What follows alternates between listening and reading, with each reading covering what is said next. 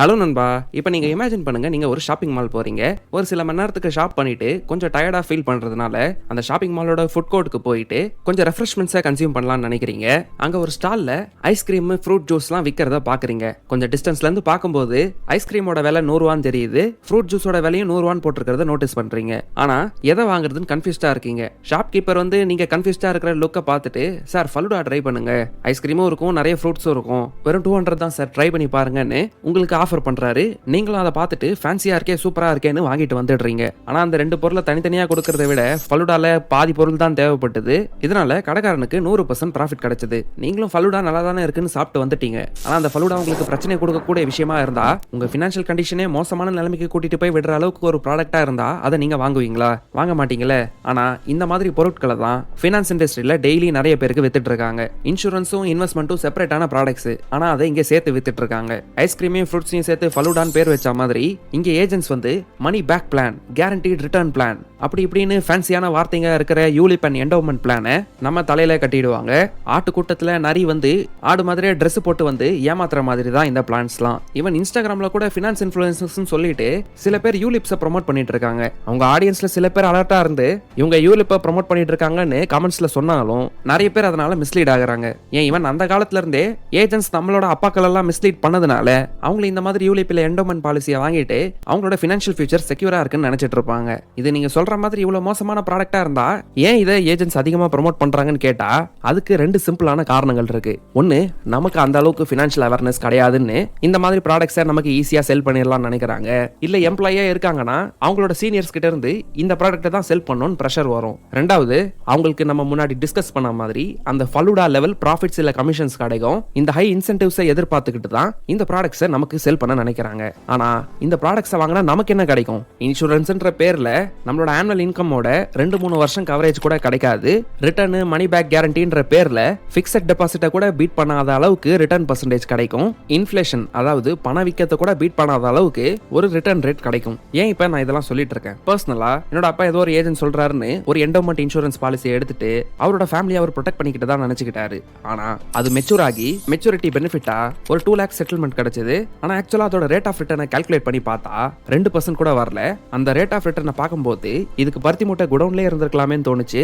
ஏன்னா ஒரு எஃப்டி கூட அதை விட ரொம்ப அதிகமா ரிட்டர்ன்ஸை கொடுத்துருக்கும். அட்லீஸ்ட் இன்ஃப்ளேஷனையாச்சும் மேட்ச் பண்ணியிருக்கும். ஆனா இன்சூரன்ஸ் ஏஜென்ட் இது டாக்ஸ் ஃப்ரீன்னு சொன்னதுனால ஆசைப்பட்டு வாங்கியிருப்போம். ஆமா, அது டாக்ஸ் ஃப்ரீ தான், அது உண்மையான விஷயம் தான். ஆனா அந்த ப்ராடக்ட்ஸை வாங்குறதுனால நம்ம ஆக்சுவலா லாஸ் பண்ணிட்டு இருக்கோம். அதுதான் ரியாலிட்டி. ஸோ அங்கிள்ஸ், இந்த வீடியோவை பாக்குறீங்கன்னா காலம் மாறிடுச்சு. உங்க பசங்க இன்டர்நெட்ல நல்லா ரிசர்ச் பண்ணி எது அவங்களுக்கு நல்லதுன்னு பிளான் பண்ணி இன்சூரன்ஸை வாங்கும்போது இல்ல இன்வெஸ்ட்மெண்ட்ஸை பண்ணும்போது ஒரு இன்ஃபார்ம்டான டிசிஷன் எடுக்கணும்னு நினைக்கிறாங்கன்னா இந்த இன்சூரன்ஸ் இன்வெஸ்ட்மெண்ட்டையும் சேர்க்கிற காம்போ ஃபலூடா ப்ராடக்ட் எல்லாம் அவங்கள வாங்க சொல்லாதீங்க.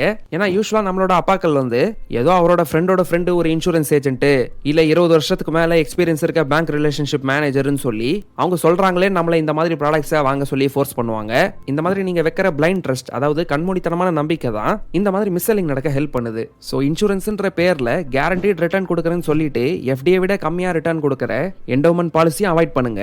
அதே நேரத்தில் மார்க்கெட் லிங்க்டு ரிட்டர்னை கொடுக்கறேன், இன்சூரன்ஸ் ப்ரொடெக்ஷனும் கொடுக்கறேன்னு சொல்லி அதிக கமிஷன்ஸ் அண்ட் சார்ஜஸ் அடிக்கிற யூலிப்பையும் அவாய்ட் பண்ணுங்க. ஏன்னா யூலிப்ஸ் உங்க ஆனுவல் பிரீமியமோட 10 மடங்கு அளவுக்கு தான் இன்சூரன்ஸ் கவரேஜை கொடுக்கும். அதாவது நீங்க 50,000 ரூபாய் வருஷத்துக்கு பிரீமியம் கட்டுறீங்கன்னா இந்த யூலிப்ஸ்லாம் 5 லட்ச ரூபா தான் உங்களுக்கு லைஃப் கவர் கொடுக்கும். ஜஸ்ட் இமேஜின் பண்ணி பாருங்க, 50,000 ரூபாய் வருஷத்துக்கு இன்சூரன்ஸ் நினைச்சுக்கிட்டு பிரீமியம் கட்டுறீங்க. ஆனா அன்பார்ச்சுனேட்டா நமக்கு அன்டைம்லி டெத் நடந்துருச்சுன்னா அந்த 5 லட்ச ரூபான்ற கவர் உங்க ஃபேமிலி எக்ஸ்பென்சஸை மேனேஜ் பண்ணணும்னு நினைக்கிறீங்களா?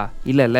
அந்த ரீசன்னால தான் நம்ம இந்த காம்போ ஃபலூடா பிளான்ஸ் எல்லாம் அவாய்ட் பண்றோம். ஏன்னா இந்த ஃபலூடா பிளான்ஸ்ல எல்லாத்துலயும் less coverage, high commissions, low returns and ULIP கேஸ்ல உங்க இன்வெஸ்ட்மெண்ட் பெருசாக ஆக சார்ஜஸும் அதுக்கேற்ற மாதிரி பெருசாகிட்டே போகும். ஸோ இதுக்கெல்லாம் சொல்யூஷன் என்னன்னு கேட்டீங்கன்னா ஐஸ்கிரீமையும் ஃப்ரூட்ஸையும் செப்பரேட்டா வைங்க. அதாவது இன்சூரன்ஸையும் இன்வெஸ்ட்மெண்ட்டையும் செப்பரேட்டா வைங்க. ஏன்னா நீங்க இன்சூரன்ஸை செப்பரேட்டா வச்சுக்கிட்டு சிம்பிளான லோ காஸ்ட் இண்டெக்ஸ் ஃபண்ட்ல இன்வெஸ்ட் பண்ணாலே இந்த ரெண்டு தனித்தனியான வழி உங்களுக்கு பெஸ்ட் கவரேஜையும் கொடுக்கும், தேவைப்படுற இன்ஃப்ளேஷனை பீட் பண்ற டீசென்ட் ரிட்டர்ன்ஸையும் கொடுக்கும். ஸோ கவரேஜுக்கு டேர்ம் லைஃப் இன்சூரன்ஸை எடுங்க, மெச்சூரிட்டி பெனிஃபிட் இல்ல ரிட்டையர்மெண்ட்டுக்கு இண்டெக்ஸ் ஃபண்ட்ல எஸ்ஐபி பண்ணுங்க. இந்த பிளான் தான் உங்களுக்கு best of the both worlds கொடுக்கும். ஸோ நீங்க இல்லாதப்போ உங்க ஃபேமிலிக்கு ஹெல்ப் பண்ணக்கூடிய இன்சூரன்ஸ்ல நீங்க பெஸ்ட் கவரேஜ் எடுக்க போறோம்னு நினைச்சீங்கன்னா இந்த வீடியோவை கம்ப்ளீட்டா பாருங்க. ஏன்னா இன்னைக்கு இன்சூரன்ஸ் ப்ராடக்ட்ஸ்லேயே சிம்பிள் அண்ட் பெஸ்ட் ப்ராடக்ட் இந்த மார்க்கெட் டேர்ம் லைஃப் இன்சூரன்ஸ் பத்தி தான் நம்ம பார்க்க போறோம். இது வரைக்கும் நம்ம அப்லோட் பண்ண இன்சூரன்ஸ் கைடு வீடியோஸ்ல பார்க்காத சில அடிஷனல் இன்ஃபர்மேஷனையும் தெரிஞ்சுக்க போறோம். Number 1, why term life insurance. ஏன் நம்ம டேர்ம் லைஃப் இன்சூரன்ஸ் தான் பெஸ்ட் இன்சூரன்ஸ்னு சொல்றோம்னா இதுல தான் 1 ஹையஸ்ட் கவரேஜ் கிடைக்கும், 2 கம்மியான பிரீமியம்ல கிடைக்கும், 3 அந்த டேர்ம் ஃபுல்லா அந்த பிரீமியம் ஃபிக்ஸ்டு பிரீமியமா இருக்கும், 4 இதுல எந்த ரிட்டர்ன்ஸும் கிடைக்காது. இதுல ஃபர்ஸ்ட் பாயிண்ட் ஹை கவரேஜ்னு பார்த்தோம்னா அது எவ்வளவு இருக்கலாம் நீங்க எதிர்பார்க்கறீங்க? 1 கோடி இருக்கலாம், 5 கோடி இருக்கலாம், 10 கோடி இருக்கலாம். எல்லாமே உங்க ப்ரொஃபைல பேஸ் பண்ணி தான், உங்க இன்கம் டாக்ஸ் ரிட்டர்னை பேஸ் பண்ணி தான் உங்களால உங்களோட ஆவரேஜ் ஆனுவல் இன்கம் விட 25 டைம்ஸ் எடுக்க முடியும். இப்போ உங்க ஆனுவல் இன்கம் வந்து 5 lakhs இருக்குன்னா ஆவரேஜா 3 இயர்ஸ்க்கு இதே மாதிரி தான் இருந்துட்டு இருக்குன்னா உங்க ஆனுவல் இன்கமோட 25 டைம்ஸ் கவரேஜ் இந்த இன்சூரன்ஸ் கம்பெனிஸ் கொடுக்க ரெடியா இருப்பாங்க. அது 5 lakhsக்கு பார்த்தோம்னா 1.25 crores வரும். இதை கேட்டுட்டு இவ்வளவு கவரேஜ் எனக்கு தேவையா நீங்க யோசிக்கலாம். ஆமா தேவைதான். ஏன்னா இது வந்து நம்மளோட லைஃப் டைம் ஏர்னிங்ஸோட ரீப்ளேஸ்மெண்டா தான் நம்ம கன்சிடர் பண்றோம். இன்கேஸ் உங்களுக்கு 27 இயர்ஸ் ஆகுது, இந்த வயசுல நீங்க ஒரு ரிட்டையர்ட் அப்பாவையும் எப்பயுமே ஹவுஸ் ஒய்ஃபா இருக்க உங்க அம்மாவையும் பாத்துக்கிறீங்கன்னா இந்த சிச்சுவேஷன்ல அவங்களுக்கு அதிகமா செலவு இருக்கும். ஏன்னா நம்ம ஏஜிங் பேரண்ட்ஸ்க்கு யூஸ்வலா மெடிக்கல் எக்ஸ்பென்ஸே அதிகமா இருக்கும். ஆனா ஏதோ ஒரு காரணத்தினால அன்பார்ச்சுனேட்டா நம்ம இறந்து போயிட்டோம்னா உங்க அப்பாவுக்கும் அம்மாவுக்கும் இன்கம் கிடையாது, அந்த வயசுல அவங்க போய் வேலையும் செய்ய முடியாது. அந்த ரீசன்னால தான் அட்லீஸ்ட் ஒரு 10 வருஷத்துக்காச்சு அவங்களே நல்லா பார்த்துக்கிட்டு அவங்களோட மெடிக்கல் செலவெல்லாம் டேக் கேர் பண்றதுக்கு ஒரு பெரிய கவரேஜ் அமௌண்ட் கிடைக்கிற மாதிரி இருந்தா அது எந்த அளவுக்கு உங்களுக்கு யூஸ்ஃபுல்லா இருக்கும்னு நினைச்சு பாருங்க. ஆனா ஒரு விஷயத்தை நீங்க ஞாபகம் வச்சுக்கணும், வேணும்னே என்னோட லைஃப்க்கு அந்த அளவுக்கு வேல்யூ கிடையாது, நானே வாண்டடா போய் சாவேன், இல்ல நான் ஒரு கிரிமினல், நான் கிரைம் பண்ண போறேன்னு இந்த மாதிரி பாலிசி எடுத்த ஃபர்ஸ்ட் வருஷத்துக்குள்ளேயே வாண்டடா இறந்து போனாலோ இல்ல இல்லீகல் ஆக்டிவிட்டிஸ் பண்ணும்போது இறந்து போனாலோ இல்ல பாலிசியை வாங்கும் போதே கிரிட்டிக்கலான இன்ஃபர்மேஷனை இன்சூரன்ஸ் ப்ரொவைடர் கிட்ட இருந்து மறைச்சு இன்சூரன்ஸ் கம்பெனியை மிஸ்லீட் பண்ணியிருந்தாலோ உங்களுக்கு இன்சூரன்ஸ் கிளைம்ஸ் கொடுக்கப்படாது. ஆனா இது எல்லாத்தையும் அந்த இன்சூரன்ஸ் கம்பெனி கண்டுபிடிக்க ஃபர்ஸ்ட் 3 வருஷம் தான் உங்களுக்கு டைம் இருக்கு. நீங்க 3 வருஷம் கம்ப்ளீட்டா பிரீமியம் பே பண்ணிட்டீங்கன்னா ஒரு சில ரேர் எக்ஸெப்ஷனல் கேசஸ் தவிர எல்லா கிளைம்ஸையும் கண்டிப்பா கொடுத்தே ஆகணும்ன்றது இன்சூரன்ஸ் ஆக்டோட செக்ஷன் 45ல கிளியரா மென்ஷன் ஆயிருக்கு. சோ உங்களுக்கு ஒரு நல்ல எஜுகேஷனல் குவாலிஃபிகேஷன் இருக்கு, இப்பதான் வேலைக்கு ஜாயின் பண்ணி ஒரு ஃபிக்ஸ்டு சேலரியை ரெகுலரா வாங்கிட்டு இருக்கீங்க, இல்ல பிசினஸ் பண்றீங்கன்னா ஒரு 3 வருஷத்துக்கு நல்ல ஐடிஆர் ரிட்டர்ன்ஸை வச்சிருக்கீங்கன்னா இந்த ஸ்டேஜ்ல நீங்க டேர்ம் லைஃப் இன்சூரன்ஸ்க்கு எலிஜிபிளா மாறுவீங்க. உங்களோட ஆனுவல் இன்கம் இல்ல எக்ஸ்பென்ஸ் எவ்வளவுன்னு உங்களுக்கு தெரியும். அதுல இருந்து 20 to 25 மடங்கு கவர் எடுக்கிறது ஒரு ஐடியல் கவரா இருக்கும். இல்ல இதை விட கம்மியான கவர் எடுக்க போறீங்கனாலும் உங்ககிட்ட எக்ஸிஸ்டிங் லோன்ஸ் இருக்கா, உங்க வீட்டுல நார்மலா எப்படி செலவு பண்ணுவாங்க, அவங்களோட லைஃப் ஸ்டைல் எப்படி இருக்கும்னு இந்த எல்லா விஷயங்களையும் கன்சிடர் பண்ணிட்டு ஒரு கவரேஜ் அமௌண்ட்டை செலக்ட் பண்ணுங்க. அடுத்து டியூரேஷனை பத்தி பாத்தீங்கன்னா மோஸ்ட் ஆஃப் தம் வந்து அவங்க ரிட்டையர் ஆகிற டைமுக்கு வரைக்கும் தான் இந்த டேர்ம் லைஃப் இன்சூரன்ஸ் எடுப்பாங்க. எக்ஸாம்பிளுக்கு 60 or 65 தான் சூஸ் பண்ணுவாங்க. ஏன்னா அவங்க வேலையை முடிச்சுட்டு ரிட்டையர் ஆகிற காலத்துல ஆல்ரெடி அவங்களோட லைஃப்ல இருக்க மெஜாரிட்டி ஆஃப் எக்ஸ்பென்சஸ் எல்லாத்தையும் முடிச்சுட்டு ஒரு மனுஷனா அவங்களோட லைஃப் ரெஸ்பான்சிபிலிட்டிஸை கம்ப்ளீட் பண்ணியிருப்பாங்க. அதனால ரொம்ப பெருசா டேர்ம் எக்ஸ்டெண்ட் பண்றது அந்த அளவுக்கு யூஸ் இல்ல. பட் இந்தியன்ஸோட லைஃப் எக்ஸ்பெக்டன்சியை கன்சிடர் பண்ணா 70 வரைக்கும் செலக்ட் பண்றது ஒரு நல்ல ஆப்ஷன் தான். ஆனா சில பிளான்ஸ் வந்து ஹோல் லைஃப் இன்சூரன்ஸ்னு 90, 95, 100ன்னு இந்த அளவுக்கு ஏஜஸ்க்கு கூட கவர் பண்றாங்க. பட் உங்களுக்கு 90ஸ்க்கு மேல ஏஜ் அதிகமாயிட்டே போகும்போது இமேஜின் பண்ணி பாருங்க, உங்களோட பசங்களுக்கே வயசாயிருக்கும், அவங்களோட பசங்களுக்கே கல்யாணம் ஆயிருக்கும். அந்த காலத்துல போய் நீங்க எடுக்க போற 1.25 crores கவர் வந்து உங்க எக்ஸ்பென்சஸ் ரீப்ளேஸ் பண்ணணும்னு நினைக்கிறீங்களா? கண்டிப்பா கிடையாது. அதனால டேர்ம் இன்சூரன்ஸை வந்து நம்ம எதுக்கு எடுக்கிறோன்றத புரிஞ்சுக்கோங்க. நமக்கு அன்டைம்லி டெத் நடந்துருச்சுன்னா, அதாவது எதிர்பார்க்காம சின்ன வயசுல இறந்துட்டோம்னா அந்த நேரத்தில் நம்மளோட ஃபேமிலிக்கு லைஃப்ல இருக்கிற செலவுகள் எல்லாம் மேனேஜ் பண்றதுக்கு ஹெல்ப்ஃபுல்லா இருக்கும்ன்ற காரணத்துக்காக ஒரு மனுஷனா நமக்குன்னு சில பொறுப்புகள் இருக்கும். அது எல்லாத்துக்கும் பண ரீப்ளேஸ்மெண்டா ஒரு அமௌண்ட் கிடைக்கணுமேன்ற காரணத்துக்காக மட்டும்தானே தவிர வேற எதுக்கும் இது அந்த அளவுக்கு யூஸ் ஆகாது. ரிட்டையர்மெண்ட்டுக்கு பணம் தேவைப்படுதுன்னா செப்பரேட்டா அதுக்கு நம்ம இன்வெஸ்ட்மெண்ட்ஸ் பண்ணிக்கலாம். ஸோ இந்த விஷயங்களை மைண்ட்ல வச்சுக்கிட்டு அதிகமாக வேணும்னா உங்களுக்கு 70 or 75 தேவையான டைம் டியூரேஷனை செலக்ட் பண்ணிக்கோங்க.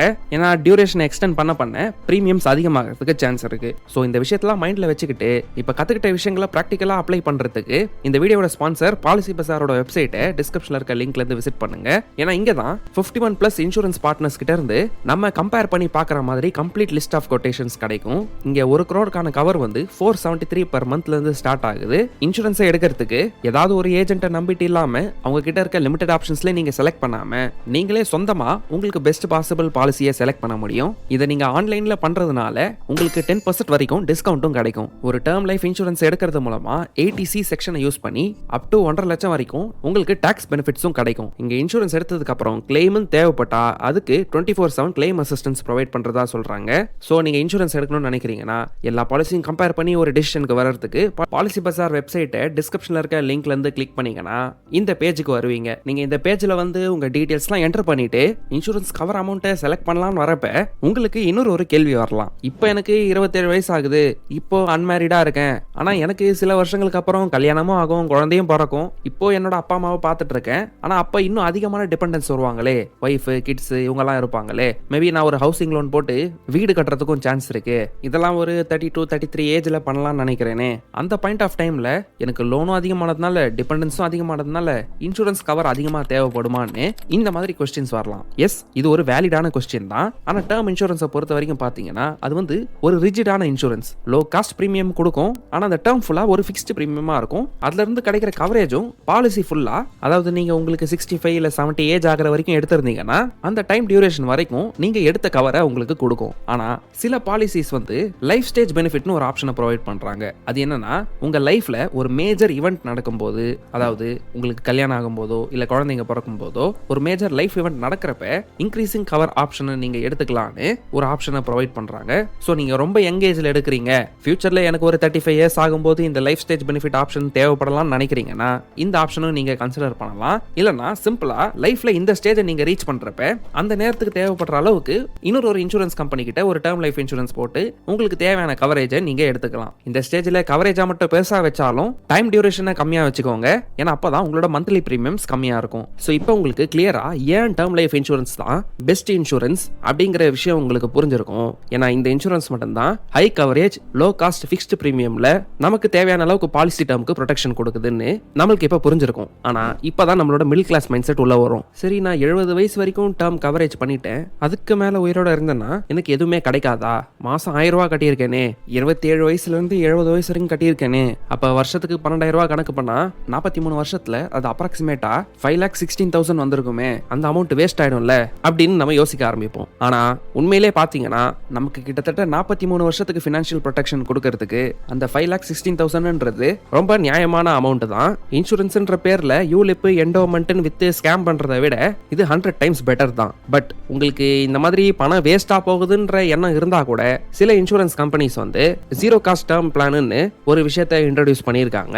இதுல நீங்க இன்சூரன்ஸை மாசம் மாசம் கட்டின ஜிஎஸ்டி அமௌண்ட்டை தவிர எந்த அளவுக்கு பிரீமியம் கட்டினீங்களோ அதை நீங்க உங்க இன்சூரன்ஸ் டேர்ம் முடியறதுக்கு முன்னாடி உங்க இன்சூரன்ஸை ஃபார்கோ பண்ணிட்டீங்கன்னா, அதாவது வேணான்னு சொல்லிட்டீங்கன்னா, நீங்க கட்டின பிரீமியம்ஸ் உங்களுக்கு திரும்ப கொடுக்குற மாதிரி ஆப்ஷன்ஸை ப்ரொவைட் பண்றாங்க. இப்போ எக்ஸாம்பிளுக்கு சொல்லணும்னா, நீங்க 27 வயசுல ஒரு டேர்ம் பிளான் எடுத்துட்டு மாசம் 1000 ரூபாய் கட்டுறீங்க, இதை நீங்க 70 வயசு வரைக்கும் கவர் பண்ணிருக்கீங்க. ஆனா 55 வயசுல நீங்க எனக்கு போதுமான அளவுக்கு நான் வெல்த்தை பில்ட் பண்ணிட்டேன், ஒரு அப்பாவாவும் என்னோட ரெஸ்பான்சிபிலிட்டிஸ் அண்ட் பொறுப்புகள் எல்லாத்தையும் முடிச்சிட்டேன், இந்த நேரத்தில் எனக்கு இதுக்கு மேல இன்சூரன்ஸே தேவையில்லை அப்படின்னு நீங்க நினைக்கிற பட்சத்தில் இந்த ஜீரோ காஸ்ட் டேர்ம் பிளானை எடுத்திருந்தீங்கன்னா 70 வயசு வரைக்கும் எடுத்த கவரை 55 வயசுல எனக்கு வேணாம்னு சொல்லி நீங்க கொடுக்கும்போது அந்த ஜிஎஸ்டி அமௌண்ட்டை தவிர எந்த அளவுக்கு பிரீமியம் வேல்யூ நீங்க கட்டினீங்களோ அதை உங்களுக்கு இன்சூரன்ஸ் கம்பெனி திரும்ப கொடுத்துருவாங்க.